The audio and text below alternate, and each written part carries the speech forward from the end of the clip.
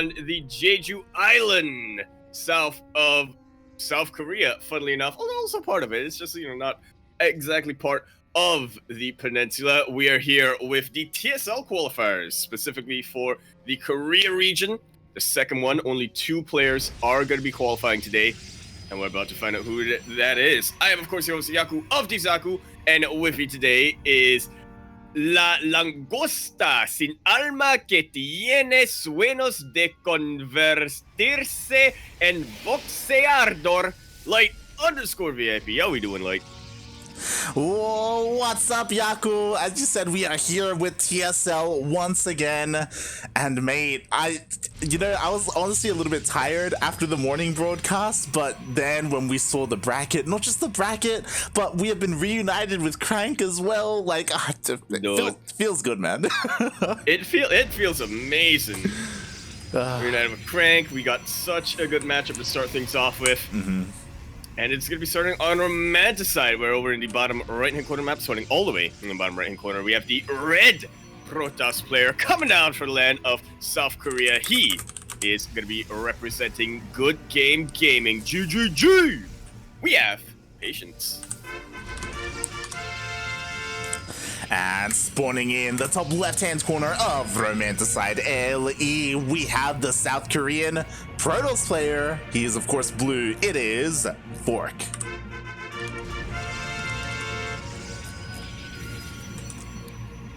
Man, what a fitting way to start the stream with.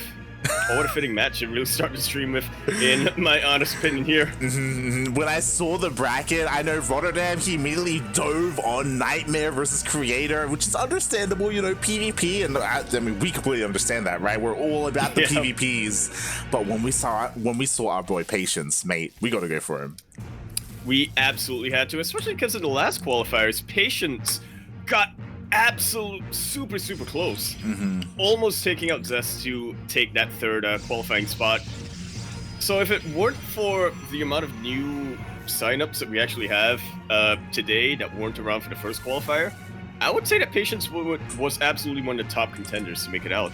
Yeah, feels bad, man, for Patience, as he just barely gets away with his probe. But it feels like the story of his run in 2021 so far has just been, just barely not good enough, right? Like, if you remember, he didn't qualify for GSL Code S. I think he didn't qualify for Code A either, right? I don't believe so, yeah. Yeah, like he had a really rough start to the year. And as you said, like in the last qualifier, he took down Solar. He went to the A Smash against Zest. Like, he is such a good player, but he's just been a little bit unlucky. But here he is in qualifier number 2.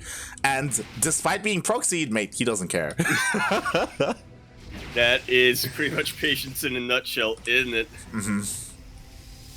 He's going for a little bit of proxy of his own, although it's more of a warping in point for Patience. Fortunately, will get immediately scouted. So Fork, I mean, ball's kind of in his court to how he wants to respond to that. Well, exactly. Like, it's going to be terrifying if Fork actually starts an Oracle across the map, so he's going to be being pretty aggressive, but that means that he isn't spending those resources here, and everybody gets up the ramp! Just like so!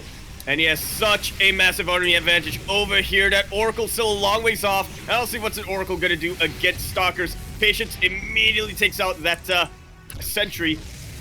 And he's continuing to warp more and more Stalkers to this point. Unfortunately, they are still warping, so yeah, Patience is giving up a bit of momentum. God, that he is. I mean, Patience, he broke up the ramp, but he still hasn't killed many workers at all. Meanwhile, that Oracle is going across the map, and that Oracle, it's going to have a field day here. Never mind, there is a shield battery, so Patience, he can defend a little bit. He can hold on to some of his workers. Unless Fork realizes he can throw down a stasis ward. But he does move away. Unfortunately, a Stalker will get caught in that stasis ward. Unable to really have much anti-air over here, but that Oracle won't be able to do too much either. Patience trying to get a gateway to have a much quicker reinforce point, but it is getting attacked. It's coming in from behind. Yeah, unfortunately, the Stalkers are a little bit out of position. Patience was hoping that the army would go across the map and, oh, can he get the pylon? Can he get the pylon? Oh, one more! He's it! And he cancels one of the warpins as well. Best case scenario here for Fork. Regardless, there are still 4 Stalkers here. This pylon, it should go down. So will the War Prism. Fork, can he even expand? Well, he can, but Patience is making it really tough on him. Trying to get a Void Ray right now, rallying back home. The Oracle's actually unable to get much damage done. Yeah, exactly. The Shield Battery and Stalkers are warped in at home, so Patience is completely fine, despite Fork committing to 2 Oracles. Meanwhile, he does come in with a Void Ray, and finally he'll be able to actually hold on to his natural.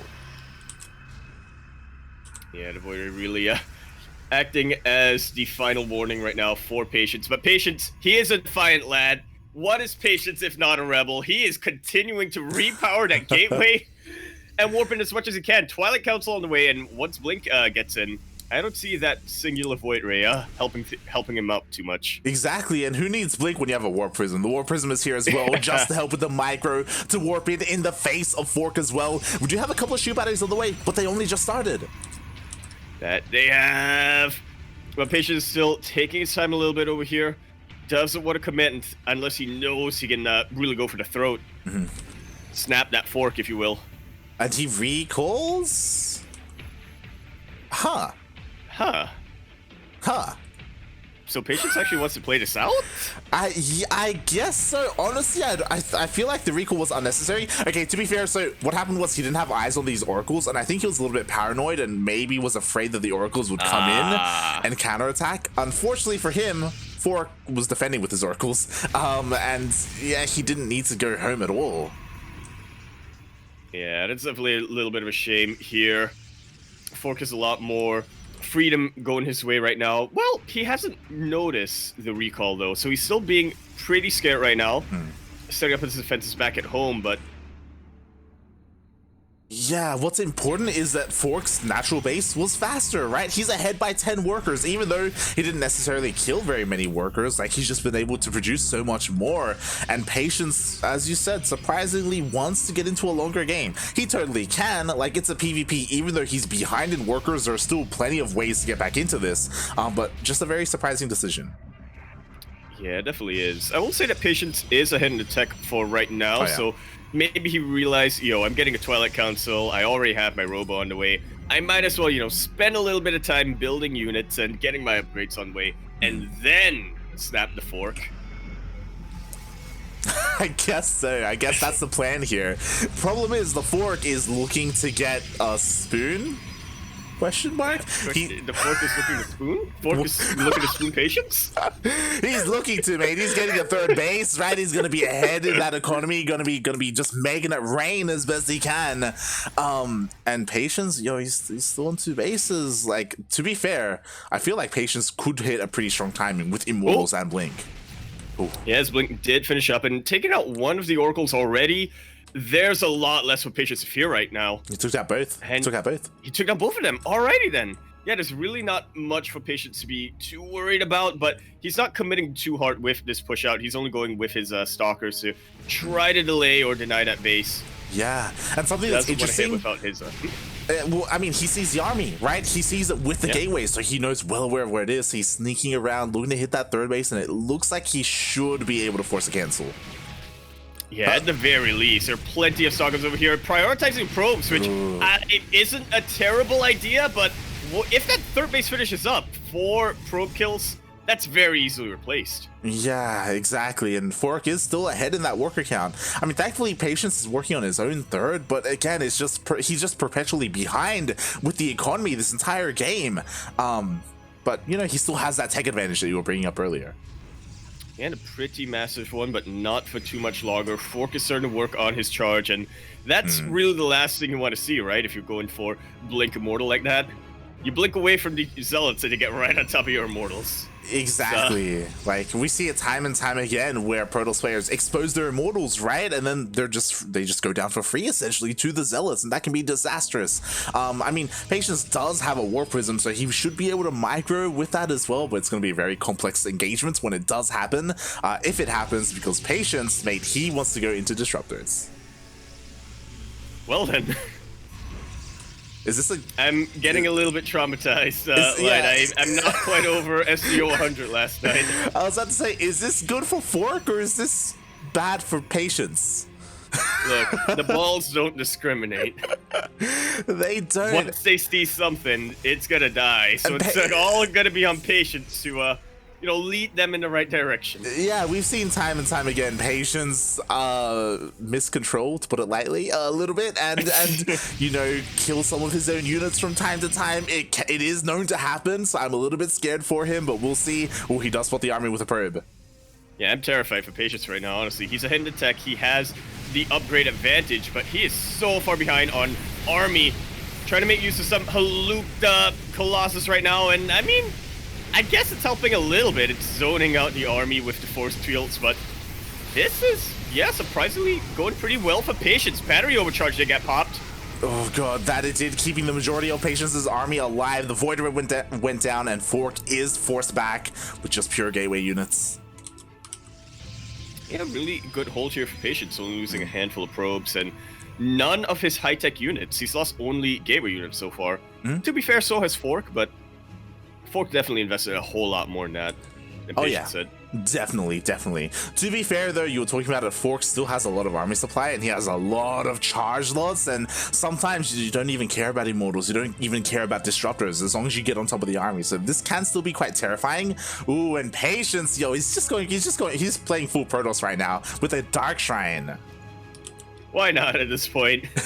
He needs some way of getting ahead of Fork right now.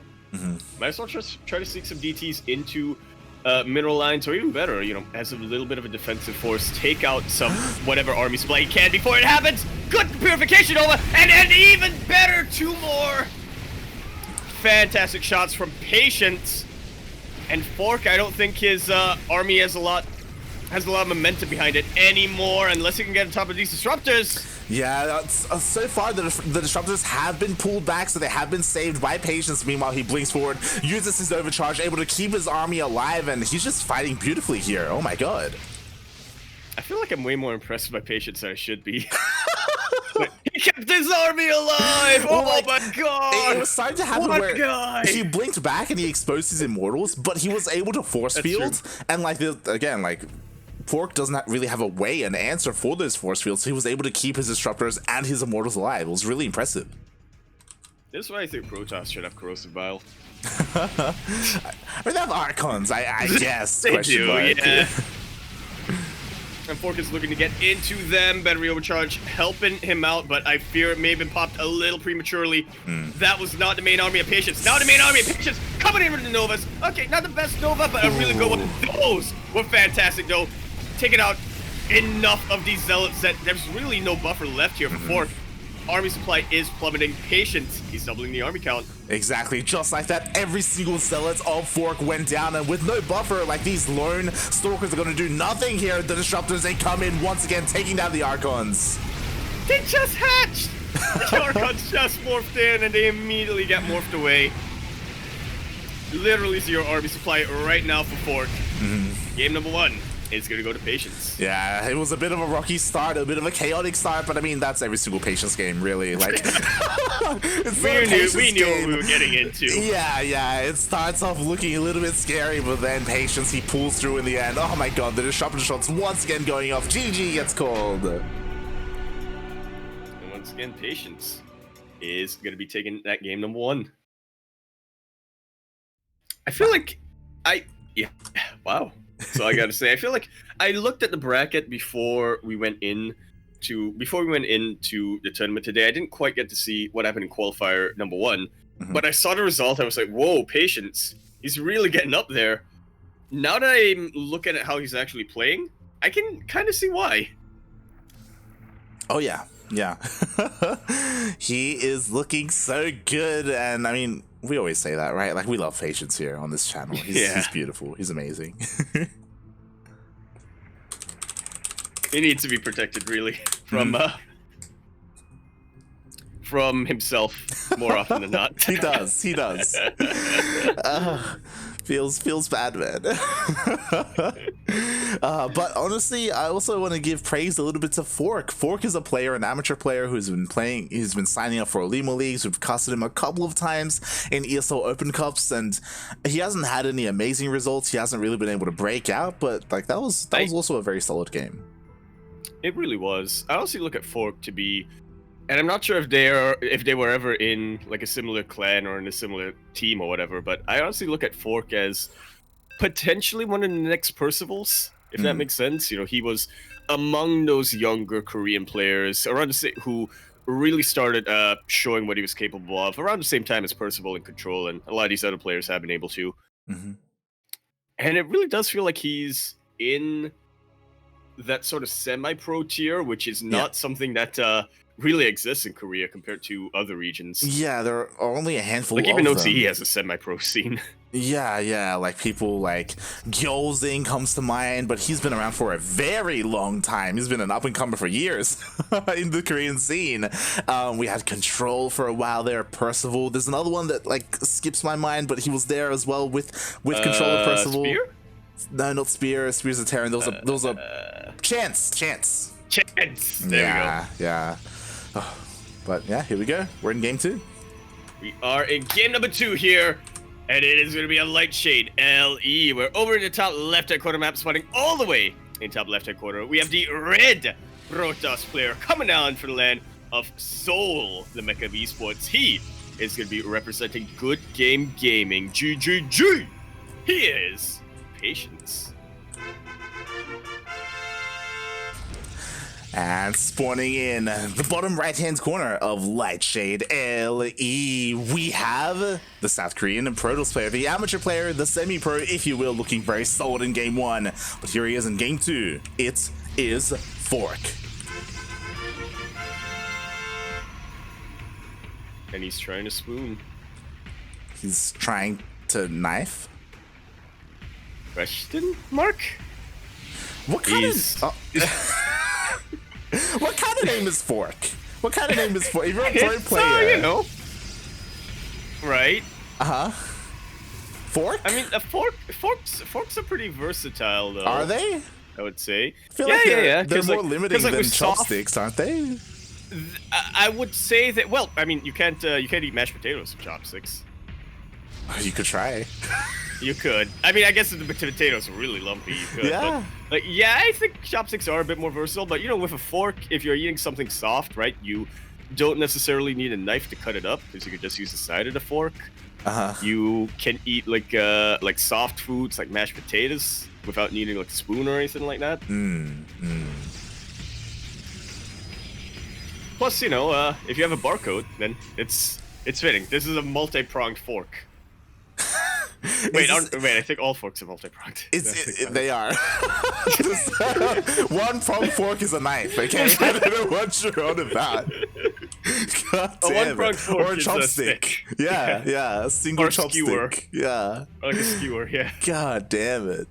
Maybe it's a statement. You know, Fork, like, he's a Korean, right? Like, I'm sure they're usually used to chopsticks, so maybe he's trying to go against the grain, you know?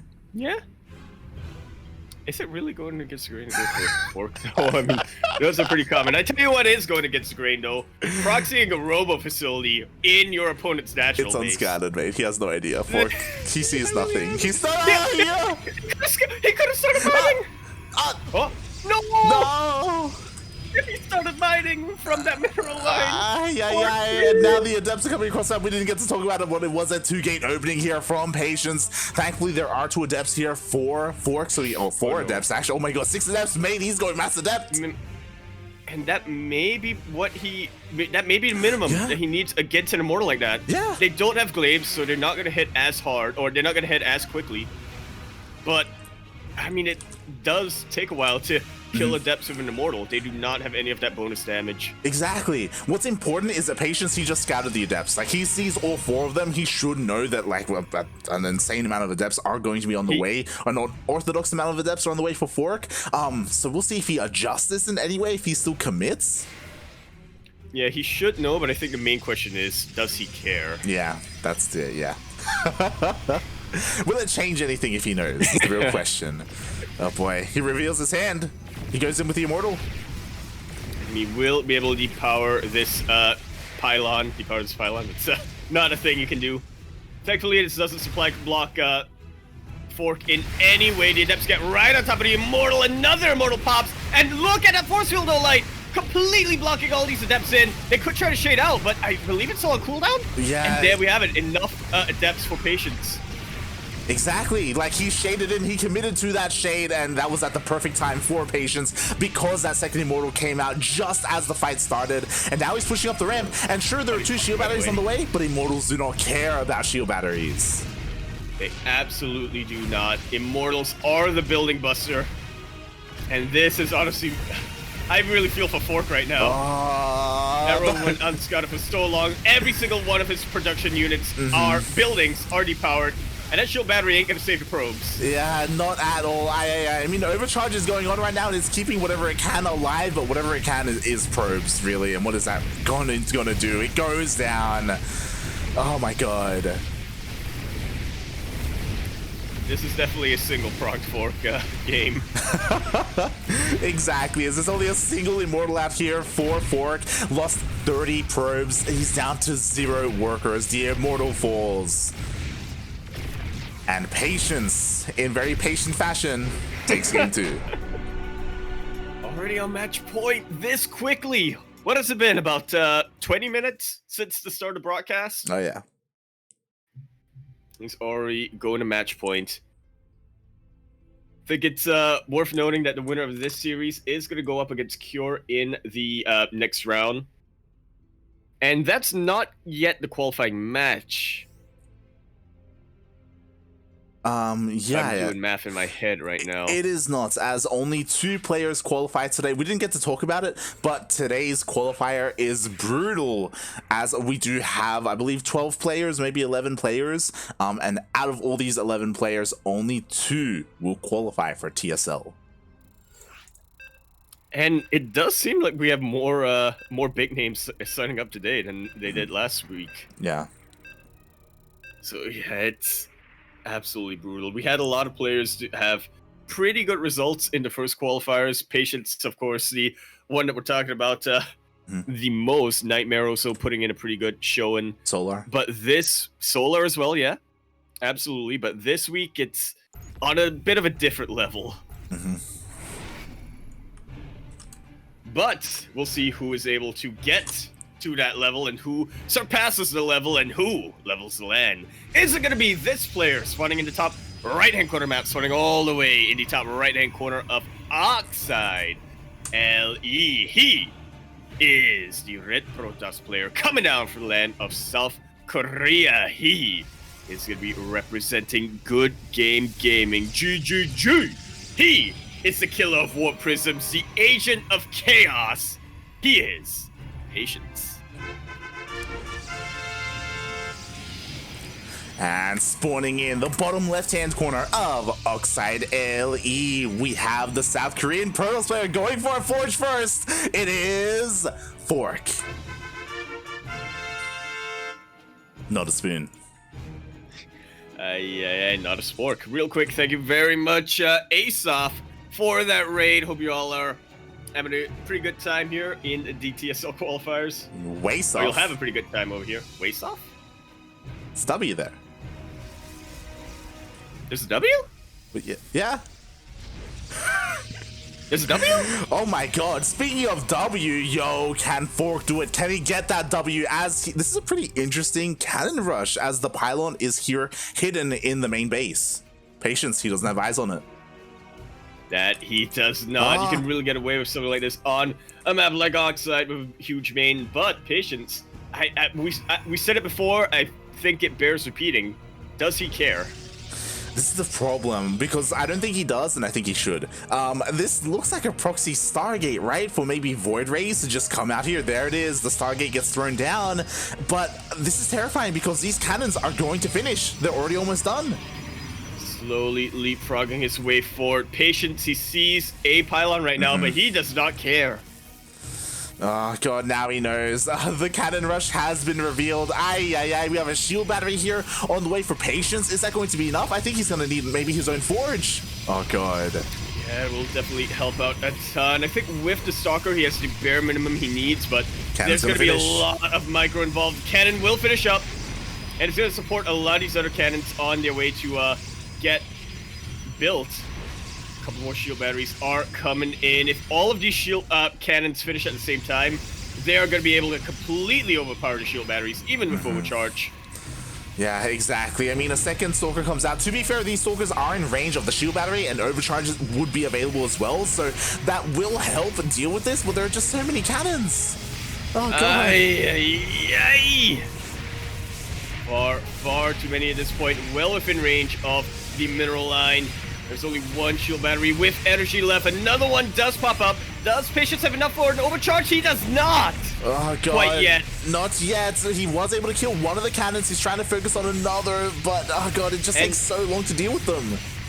It really does. He hasn't lost a single stalker yet, though. And he's doing a pretty good job of making sure that he's only within range of a single cannon at a time. Targeting down the cannons that are low and the cannons that are close. He's trying to keep his Nexus alive. He's trying to keep his Nexus alive with the overcharge. But the overcharge runs out. It does run out. There's so many cannons. So many cannons, like. The Nexus is dead, mate. He's running out of money. Aye. The Nexus falls. Meanwhile, the outside of the map, the Void Ray did finish, and the Void Ray will be able to kill everything here. So we're going to be in a really weird base trade scenario.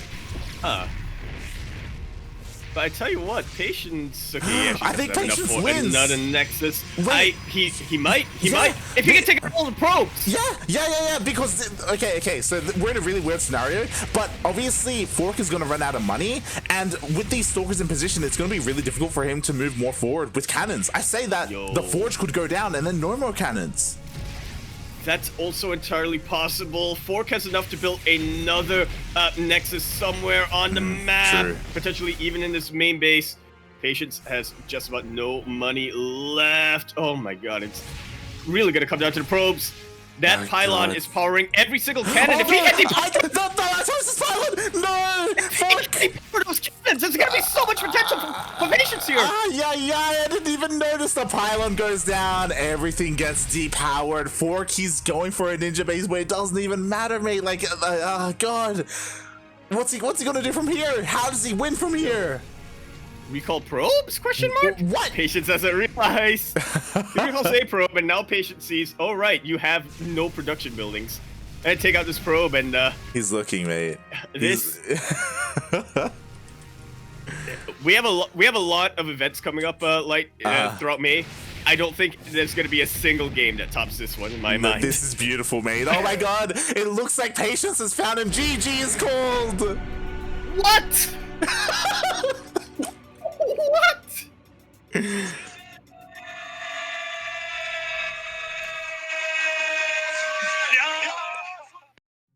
That was a multi-pronged fork, I gotta tell you. But that was a sharp Patience knife. That I can retire happy now. Is all I'm saying. Like, I can never cast another game for the rest of my life, and I'm satisfied. That was insane. That was crazy. That was insane. Like, feel like what's so sad is that Fork, if you recall, before he threw down that Nexus, like he had a lot of minerals, right? Like he had a lot of minerals, mate. 1-2 more pylons, like, you know, extra pylons to help support those cannons and stuff like. Oh my God, like well, he definitely had to make a decision there. It was either get a ninja base and it's a risk. It's definitely a risk, but if I'm actually able to pull that off, then I'll be in a fantastic position later on. Or commit. He did not have the minerals to do both, and fortunately, Fork gambling and losing a little bit there. Yeah. Like, imagine if he had some stack defense at home. Like, imagine if that Void Ray came in and there was like a cannon and a shield battery or something, you know? Like, but that would have really secured it for Fork, yeah. Yeah, unfortunately, Fork, he never knew that there was a proxy, right? Like, he had no idea that there was a Void Ray on the way, and Patience. He just continues to be the embodiment of chaos, and you'll love to see it every single time. That was a certifiable #Patience series. That's what that was. Takes out Fork 3-0, as we do have nothing but best of 5s on our hands today, so a little bit of a smaller bracket, but yeah, it's a longer series to make up for that. And now he's gonna go up against Cure, who is a very different player. Not only is he a very different race, but I don't believe Cure played in the last TSL qualifiers as well.